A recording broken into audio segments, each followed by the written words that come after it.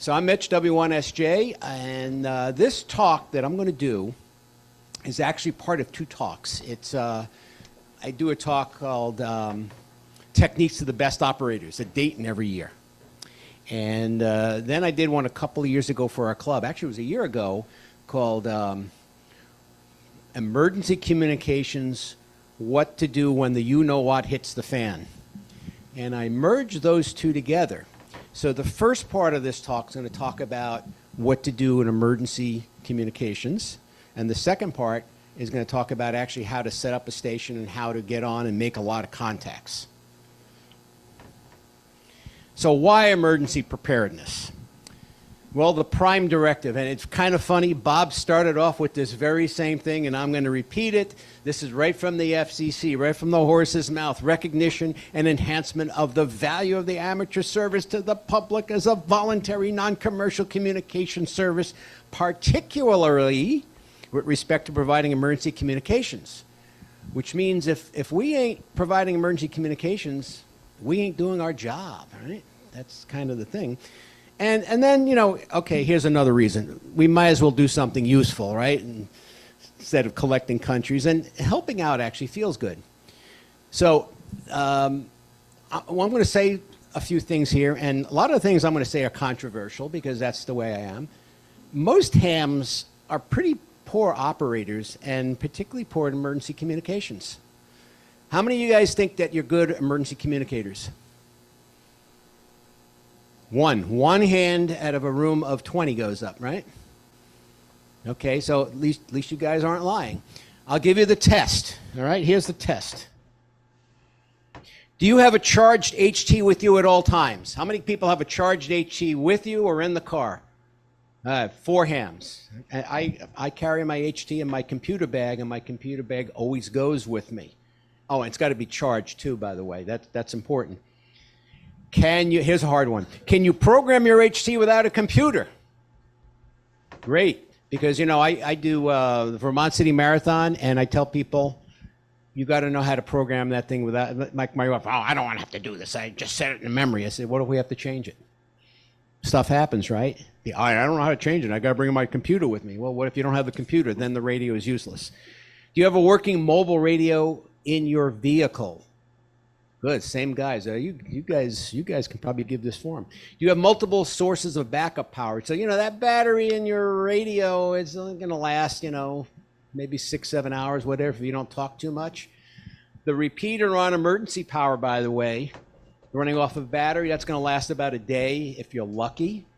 We know that because when they had that big power blackout, it affected the whole East Coast, New York City and all that. All the battery-powered repeaters went away in 24 hours. The ones with generators hung around. So you say, well, I'll run it off the car. Well, you keep your gas tank full? I didn't used to. When I was young, I used to see how much I can make the needle on the empty gauge go all the way down, you know. And I found myself running out of gas a lot. But we had an auto patch. I just called my wife, hey, bring the gas can. I ran out of gas. And I kind of decided years ago that was kind of a dumb thing to do. You have basic water and food rations available, particularly today. I go into the store there, it's like shopping in the Soviet Union in the 1960s with empty shelves, right?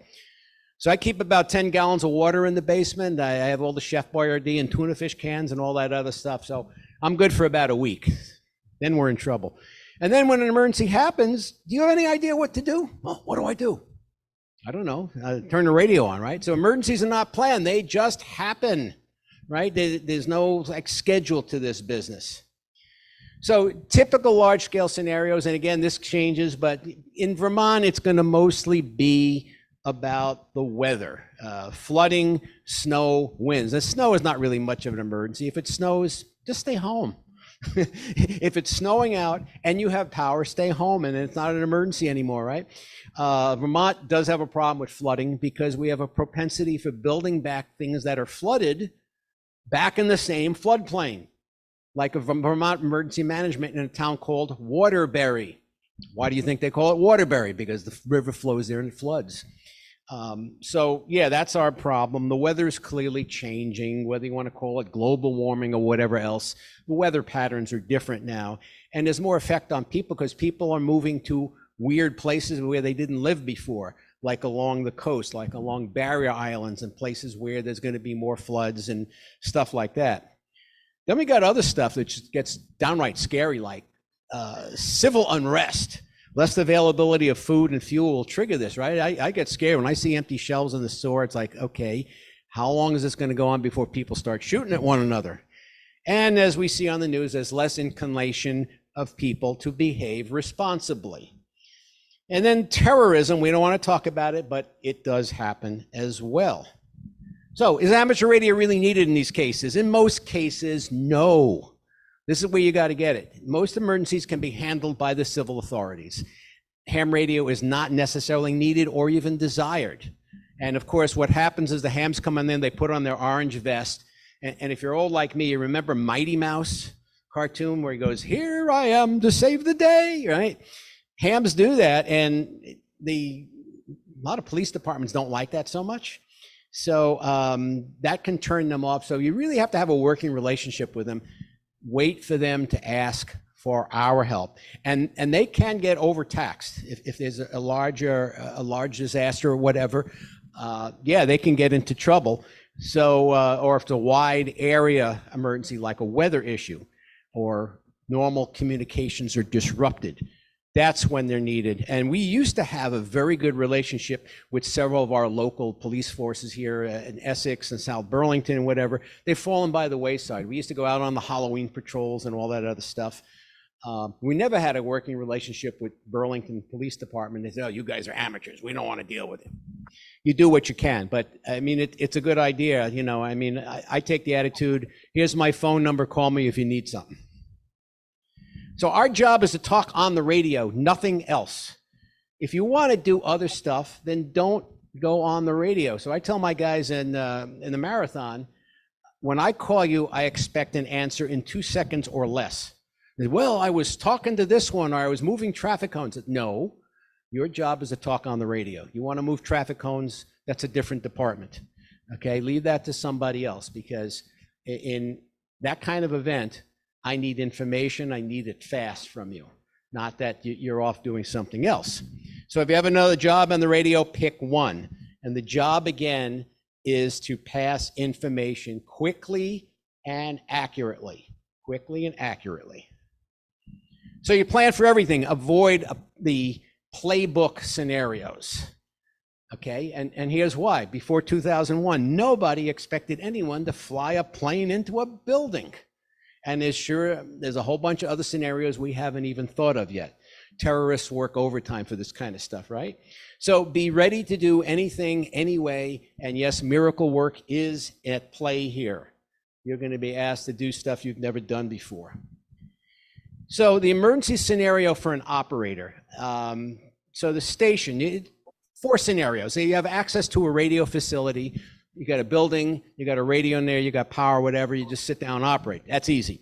Then you have operate from home, okay? And if you have power and internet and all that, you can do that fine. If you don't have power, you have a backup generator, backup battery. Now you have access to a station, but no power. You have to generate your own power. And finally, you don't have access to anything. You're basically sitting out in the field, hopefully not on a day like today, or in a car or something like that. Then you have to consider operator care. So yeah, if you're in a heated AC facility with food, water, the ability to rest, that's great. Or you don't have any AC or food or water, the supplies have to be brought in. And again, no facility at all. You're sitting out by a roadside somewhere, which very hard finding volunteers for that kind of job. So the station, I use the abbreviation RAP, radio, antenna, power. You need those 3 things for this to work. The radio, first of all, you have to assure that the radio is reliable. Okay, I had a radio, this Yaesu 8500, great radio, except it was very unreliable. It used to be in my car, and I always have to like punch it with my fist to get it to work and whatever while driving. Got rid of that thing. It was just driving me crazy. If you have a radio like that, don't rely on it. Get something else. Assure you can set any frequency, any offset, any tone, any of that other stuff. Have both an HT and a mobile. Have both available. We did the marathon. The guys, they just had an HT. I go, well, the repeater's across the street. We don't need a big radio and a big antenna. I said, what if the repeater dies? Then what do you do? So now they bring the thing. Headphones are a must.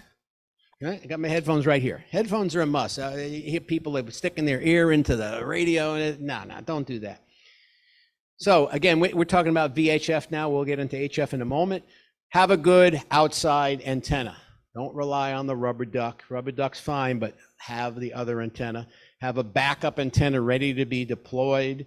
Have a mobile antenna or a do-it-yourself dipole ready to go because the repeater may not be there.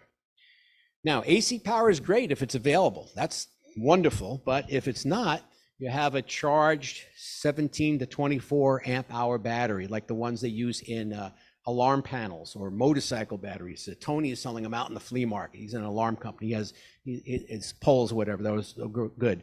Don't rely on the HT battery. It's only going to get you so far.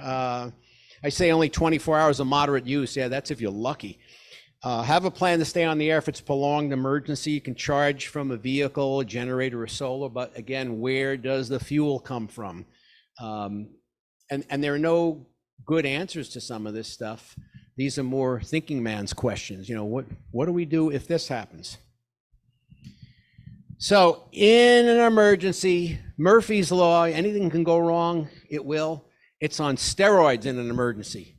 Everything will go wrong. That's the new Murphy's Law for emergencies, right? You plan on it. At field day, we have backup stations for backups. And we use them a lot. Have a backup for everything. Backup radio, backup antenna, backup battery, backup power. And if you're relying on a computer, don't. Computers are the first things to fail, always. Have a piece of paper and a pencil or whatever what you need. Yeah, the computer's nice, but if the computer dies and you're dead in the water, you're done. And I can tell you that from experience. I was doing a park activation. It was a national monument activation. And when the battery in the computer died after about an hour, I said, okay, I'm done. I'm going home now. So your operator ability. So the key thing is practice, practice, and practice some more. Make a lot of QSOs, not just emergency QSOs, just QSOs with anyone. Regular participation in phone contests. Yes, contests, because in a contest, you're working people one after the other, after the other. You are, what are you doing? You're exchanging data quickly. So you're moving data quickly, and you've got to do it accurately, because if you send your login and you got the call sign wrong, it's called a busted QSO. They take it away from you, and that hurts when they do that. So that gets you into the mode of getting information in and out as quickly and as accurately as possible. So field day, perfect activity, because you're setting all the stuff up and then you got to talk on the radio. So yeah, field day is more than just what is on the dinner menu, by the way. Some clubs are known more for their cuisine than their operating. Regular park activation is very good. You're bringing in all your stuff, right? You're setting up your antennas or whatever quickly. You want to work a lot of people and get out of there. Regular participation in public service events. Checking into nets is not a very effective practice for learning how to be an emergency operator. Yeah, it could be good, whatever. I always laugh at this because I tell people, this is when I listen to a net control, I have to do it before eating, because if I do it after I eat, I'm going to lose my lunch or supper listening to it. Because what do?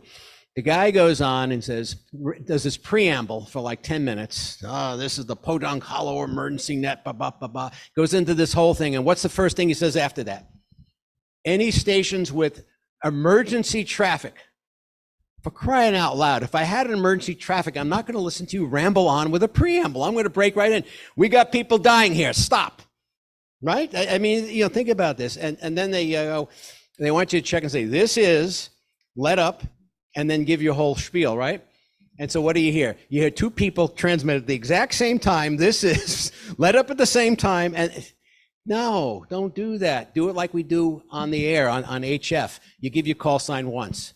You either make it through or you get covered up, and then the guy's going to come back. Okay, this is who I heard. And then when you got an established list of who's there, then you can go back to each person. They can go into the whole thing. We do a DMR net, and everyone's got to go into the whole thing, their name and where they're located. You don't need to do that. The DMR list, you can't hide. It knows who you are. And then people will say, no traffic. Well, it's not a traffic net. You have to say no traffic. So, yeah, I wish we would bring nets kind of more into the 21st century there. That's not really, it's good for hanging out, whatever, and talking, but not very good for training. So practice with different radios and antennas, okay? You may be on a different radio. You may be on somebody else's radio, so get accustomed to that.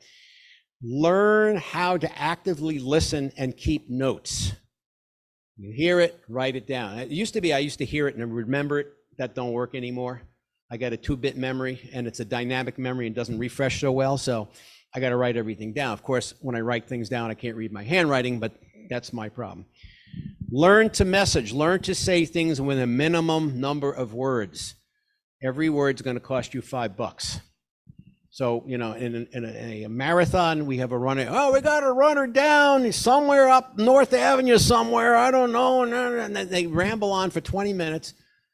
I need exact location, runner number, sex, and what their condition is, living or not. And that's what we need to report to them. Those 4 things. Everything else, I don't really need to hear about because I got to get that information. We got to move it over to the fire department. They send the wagon out. Attitude. This is something that's never talked about. And this is actually something that's not talked about with policemen too, which I find interesting. Check your emotions at the door. You have to have a level attitude no matter what. Ice water in the veins. Like I said, I saw a video of a cop. The cop was losing. It was out in Wisconsin. Some guy was chasing with these knives and he lost it and went crazy. Can't do that, particularly when you're carrying a gun, and you can't do that when you're a ham either. And I'll relate a story in the Boston Marathon. Remember they bombed that, right? They messed up our whole event.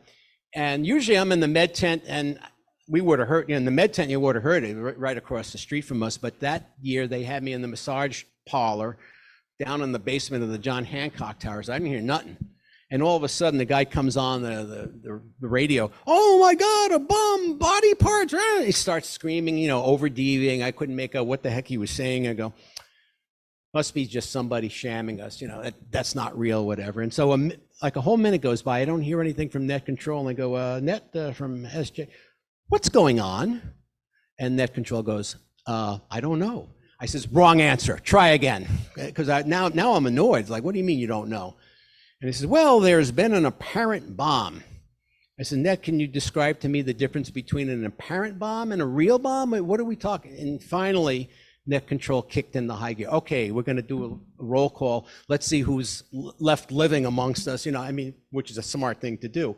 But they didn't know. They were totally confused, whatever. So yeah, emotional ops will start screaming and not be understood.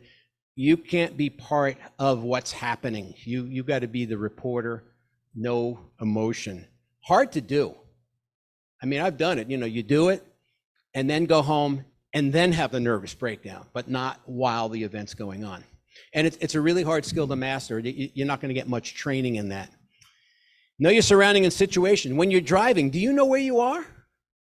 Now, I drive the Taconic Parkway in New York a lot. The Taconic Parkway doesn't have exits. They have these crossroads and these Indian names that white people can't pronounce. So, you don't know where they have mileage signs, but you can't see them because it's dark and whatever. So, if I have to call in, I have to turn my GPS on and give them a lat long. I don't know where I am, it's dark there. Telling the cops, well, we have an accident on I-89 between exit 11 and 10. Well, that's 15 miles. That's not going to help very much. So know how to reach authorities at all times. Know where the hams are located. Know what to do. I was in a situation where it was the classic transmission failure on the expressway at 4:30. You see those little cars just stick in people's windows? The car died on the Bell Parkway right by Kennedy Airport on the center lane. You talk about being royally screwed. You can't get out of the car. You pancake time. You get run over. And it was only a matter of time before somebody rear-ended us. Back then, we didn't have dual band radios. I had a VHF and a UHF. And I knew if I called on the auto patch, the repeater I used on the auto patch was in New York City, but I was in actually Long Island where I was. And it would go to the wrong 911 agency. So I called someone on the repeater and got him to get the police, and simultaneously made an auto patch call and told my parents, hey, we're going to run a little late. We have a situation here. People said, how do you do that? We have a term for it. It's called SO2R, single op 2 radio. I do it all the time in contesting. How do you keep your wits about you? This is a lot of practice. So yeah, know where the repeaters are, know where the hams are located. Really, the more you know when you get started, the better this is.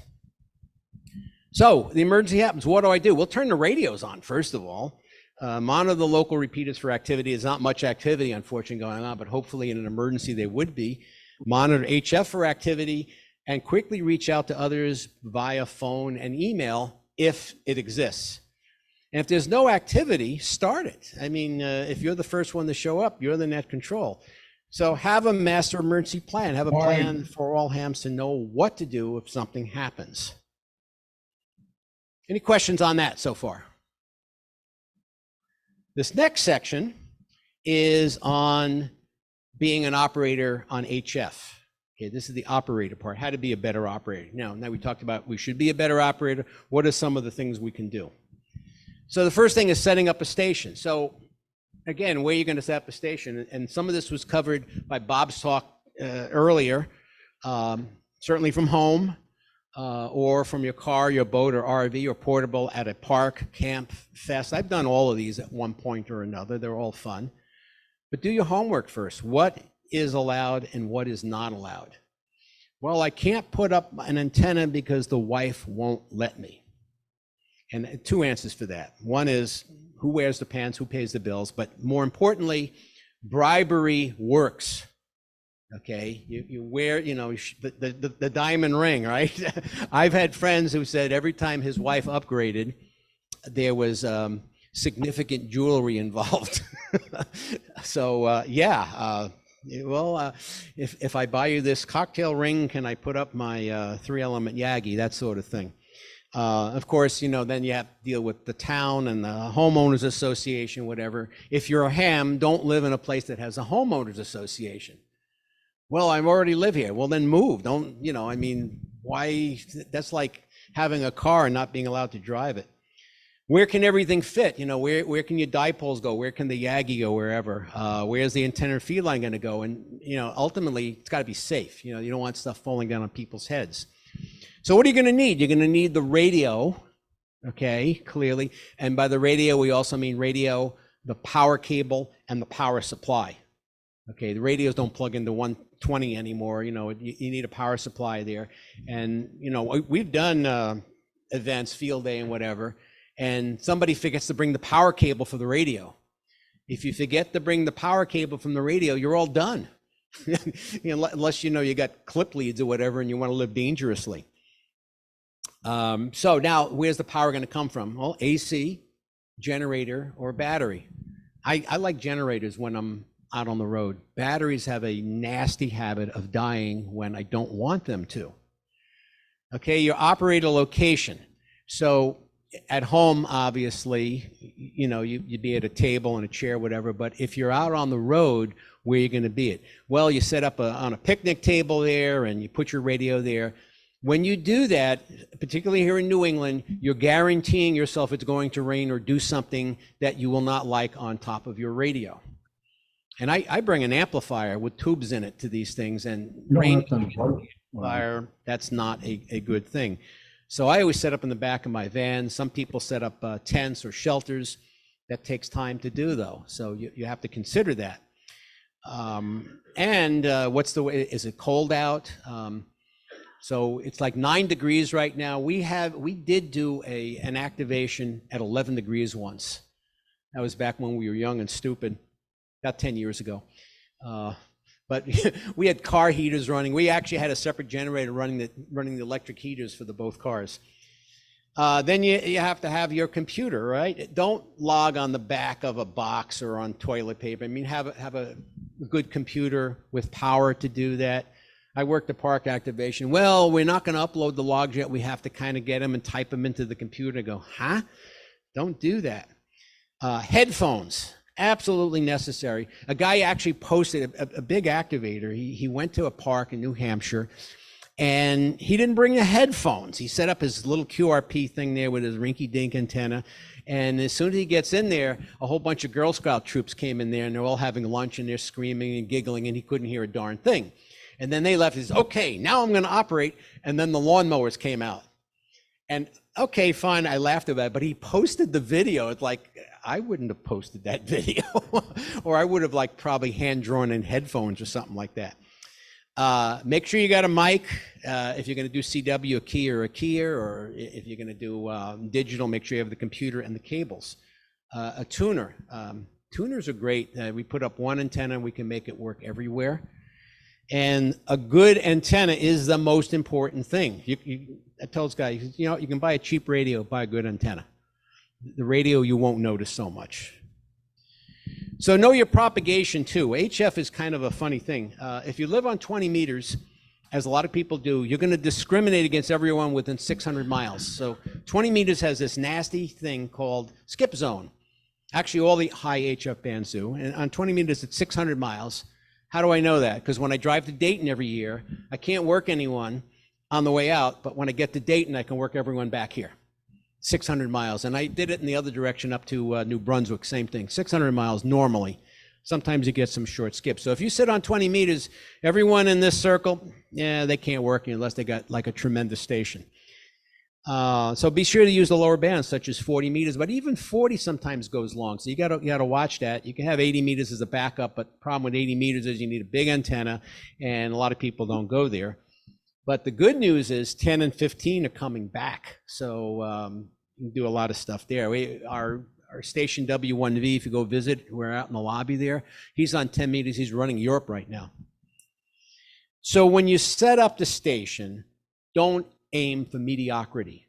You may just get there. That's the bad news about that. You may meet your goal. Put up the best station you physically can. Poor antenna and low power will guarantee that you will discriminate against small stations. We have an example of this. How many of you heard of 3Y0J? Right? Would you term that as a successful de-expedition? Yeah, the biggest stations in Europe worked them, and the rest of us, we didn't get anything. I couldn't even hear them. What did they do? Well, I mean, at least they got on the island. The last guys didn't. The last guys got a view of it and nothing else, right? But they didn't have a plan. They were going to land on the beach, but they forgot there was a glacier there, and they couldn't land on the beach, and they had to float the equipment in or do all this crazy thing. So they ran low power, small antennas, small generators, and sat cross-legged in tents with no heat. This isn't mediocre. This is kind of borderline crazy. And for like 6 days they did that or something like that. And more than half the people they worked with was in Europe. A lot of people worked them duplicate times. So that's what happens if you run like 10 watts to a little whip or something in a car in a park. The big guys will hear you and work you. All the rest of the normal hams running dipoles, probably not. So that's something you got to think about. If you want them to hear you and whatever, you got to put up a reasonably good station. So I've come up, you know, we have Maxwell's laws, but Maxwell's kind of old, and you got all that fancy mathematics. My laws are kind of stuff you can read. So the first law is there ain't no such thing as a free lunch. You got two antennas. One is like a small antenna lying on the ground, and the other one's a big antenna in the air. Guess which one wins, right? The larger of two properly designed antennas will be better. You have Absolutely. to let your ears dry for a while before you put on your hearing aid. Thing. Oh yeah, I paid a mag loops, right? That's all you see ads of mag. I paid $1,000 for it. Yeah, but it don't work that good. The guy said, yeah, I fired up the mag loop, and it's almost as good as my vertical. Huh? Verticals aren't all that good either in New England. Who cares about SWR? I used to when I was a kid, right? Oh my God, the SWR is 1.5 to 1. I got to get it lower. I got to get it low. I mean, I obsessed about SWR as a teenager, right? Don't care about it. It has nothing to do with signal strength. Use a tuner. Okay, it's where the antenna is. It's in the clear. That's what counts. The tuner can take care of the SWR on the proper feed line. Location always beats any antenna. So yeah, a little small antenna in the Caribbean will kick the crap out of a Yankee in New England every time. And height is everything. And I learned this once. I was having trouble with my Yagi, and I switched to my dipole. So the Yagi's at 50 feet. I have a dipole fed with open wire line at 70 feet, and it'll go anywhere. And I loaded up on 20 meters, and I was hearing the guys out on the West Coast strung around the dipole. Huh? And so I had Joel Hallis model it for me, and he said, yes, the dipole beats it because of the height. It didn't beat it to the middle of the country. In the middle of the country, the Yagi was better, but for the longer skip, that dipole and the height gave you a better takeoff angle. A lot of things that people miss on that. The height beats everything. I built myself a 40-meter Yagi, 2-element 40-meter Yagi. My dipole still beats it because the 40-meter Yagi is at 50 feet, the dipole is at 70 feet. Better takeoff angle. So know your antenna. So this is a little thing, you know, like for instance, who knows about a hustler? What's a hustler? No. A hustler is someone who knows how to get money from others.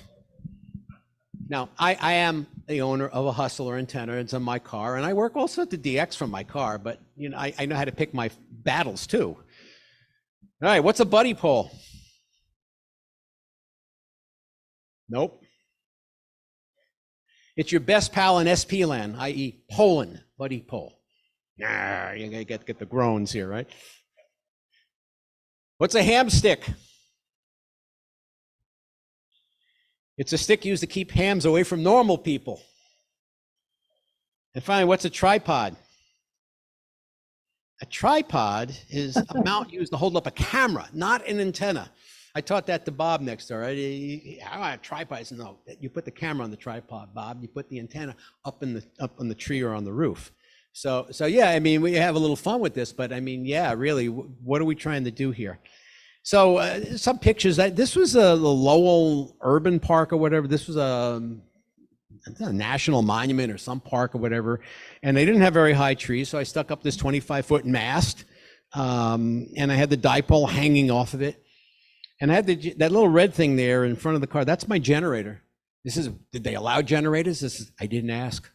And it was so noisy that you really couldn't hear it. I just started it up. I worked Japan on 40 meters from there. It was great. I was pretty impressed. But yeah, only 25 feet high. That's all I could do. You know, probably if I go back now, those trees are higher and I can do better with that. But this is the piece of resistance. People say, well, I had to use a buddy pole or a mag loop because I couldn't put up an antenna. Never say never. This is the federal building. I'm standing on Wall Street in New York looking at this. That's the statue of George Washington. If you notice right here, George Washington has this appendage sticking above his head. That's a 16-foot mast wrapped to his butt, holding a 40-meter dipole that went from here. You can't see the dipole, going from here to there, all the way across there, a full-size 40-meter dipole. And it worked. And we had 40-foot skyscrapers in all directions around us. And I was working people. I did that with K0BAK, Pete Kobach. He had a ham stick, but a ham stick on 20 is not that bad an antenna because it's almost full size. Not a problem. There was no cops there at all. Now, the day before I was in Times Square and there were cops with machine guns and it scared the crap out of me. You know, these guys start letting loose with these machine guns, bulls are gonna be flying. Guy came up, said he was the block captain and asked me if I had permission. I go, yeah, I talked to the manager and they said, don't wreck the building, will you? It's a national monument. I said, yeah, no problem. Yeah, that was it. So we sat there. This is what it looked like. We didn't bring a table or chair because this is in like financial district in New York. We actually found a parking spot around the corner because you can't drive on Wall Street. And then we had to bring everything out on a little cart. So tables and chairs now that, you know, we just sat on the floor and it was cold. It was cold that day. And there's my little laptop and the radio and we got a little LiFo battery. And I mean, we pulled about 220 contacts. And it wasn't that the battery went dead. It was that we just got too cold to continue. So now let's talk about that's the station, you know, and when I'm trying to you feel good now? Reality that you really want. Do you feel good? You know, you want to put up that best antenna so people can hear you. So receiving, you got to listen carefully. Received information is critical, and use a good speaker or headphone. So if I'm talking to somebody on the local repeater, now, what'd you say your call was again? What'd you say your name was again? Where are you located? They can do that once, and then the second time they do that, I gotta go. I go away. I really don't like to be not heard, which of course, if my wife were here, she'd say, yeah, that's like that's like talking to you. So I've been both a transmitter and a recipient of that. So when you're transmitting, when you're talking, talk in short bursts, small, like one sentence. Don't use the word and or but or whatever. Short sentences, not monologues. Save the monologues for 75 meter AM at night, right? Save the important information. Avoid all else. Enunciate. I do this talk out in Dayton, right? So, you know, like in Ohio, I always start, you guys out here, you all can't speak too good, can you? And it says, what's the town to the city to the south of here, Dayton? They go, oh, Cincinnati. There's the problem. No, it's Cincinnati. You got to do it. You got to say it right. You're not on a telephone. You're on a radio. So you need that staccato New England accent that gets you. That's why we work all the guys in Europe and you guys don't. Not the real reason, but I like to rub it in. So use phonetics on HF. So when you give your call sign, give it phonetically or not at all. Really. W1SJ sounds like W1FJ, sounds like W1XJ. You got a 33% chance they get it right. It's that poorly. If I say W1 Sierra Juliet, they get it. And if they don't get that, then I say W1 Sugar Japan. And if they don't get that, stupid jerk, they get that. So think before you speak, have something to say. Few of us do. And take notes while listening, particularly if they're giving you information. And of course, write and type legibly, which I don't do. So I don't even type legibly. So that could be a problem. What? So how do you get practice at it? Well, become a better operator by engaging in contesting. Who contests here? Who hates contests? Wild? No, I should bring like really. Bert into this. OIQ, because he hates contesting. We always have it out at Nearfest. So the goal in a contest is to work as many stations in as many locations. It's repetitive. And speed and accuracy are paramount. That's what you're shooting for. The faster you are and the more accurate you are, the better your score is going to be. And this may come as a shock to you guys who don't contest. It's a lot of fun. And I can tell you, this is like the strongest drug made. This predates heroin and cocaine and all that other stuff. I first contested in 1971. And I thought contesting was stupid then. A friend wanted to do it. Sure. Hello, goodbye. It's stupid. And by the end of that contest, that was sweepstakes in 71. I've been in every sweepstake since then. So pretty strong stuff. But it's a great way to briefly meet many, many people. You know, it's a contest that we all know each other. And we actually, inside of a minute, will tell our whole life story for the whole year. 1 minute, that's all you get, because, you know, you got to keep moving in the contest. Well, yeah, the wife got married, you know, do all that other stuff. Yeah, okay, 5-9 Vermont, goodbye, see you. Great way to work, many new states, many new countries, or if you're really into it, Russian Oblast or whatever. And it's really the best way to hone your skills. You keep doing this stuff, making thousands of contests, you're going to get good at this. So when you do this, there are some plans you got to do. First of all, learn the exchange and the rules. You know, guys, well, I don't know what to give you for an exchange. This is where you're located. Yeah, I'm in Ohio. That's all I need, you know, in the Vermont QSO party. But, you know, if it's a VHF contest, you got to give your grid square, and people don't know their grid square, or people don't even know their section, particularly in Florida. So I have to know the sections. I know, you know, I say, where you're located near? Well, I'm located near Tampa. Okay, that's West Central Florida. So always use your full call sign with phonetics again. I get how many times I got to tell people phonetically, please, phonetically, particularly when they have a call sign like W3TBD or something like that. So give the exchange and nothing else. I don't want to hear about your life story, because I may not be able to hear you. Just because you can hear me doesn't mean I can hear you. So just keep it to the basics. Do not say stuff like QRP, mobile, park to park. I don't care. Really, I don't. Maybe after the contest, you can send me a card. This is my antenna, this is my radio plan. But in the contest, I am interested in the call sign and the exchange, nothing else. And if I have time, if, you know, nothing much is happening in the contest, I'll mess with people. because after all, this is about having fun. Of course, it's me having fun at their expense. So this guy, W3 TBD QRP, and he kept saying that. I didn't know what his call was because he wasn't giving it phonetically. And I says, W3 QRP, go ahead. And he says, W3 TBD QRP. And he kept doing that about 8 times. And you could see he was getting frustrated. And I was hoping for him to stop saying the QRP, but he never figured that part out. And he never gave him the call sign phonetically either. So it was, yeah, the Vermont QSO party. So when I score it, I'm going to have to like take that off if I busted the call sign. So only repeat the information the station asked for, like W6XXX. I go, W6? Don't say W6 anymore. It means I got that part. Just say XXX. Just repeat the thing I do need. And belt out your call and your exchange like you mean it. So sometimes the guys in the noise will go, listen, stand up on the table and scream your lungs out. And then I hear them armchair copy. It works. When you get excited and emphasize it, it brings it up just enough out of the noise so I can make it out. So the 3 key skills of any operating, the same in contesting, is listening, getting it right the first time, learn enunciation and voice control, and logging, making sure you can log it in a piece of paper or the computer, whatever. Accuracy counts, learn not to make errors. Now, here's the trick. When you're operating, you are multitasking. You're talking and typing and receiving all at the same time.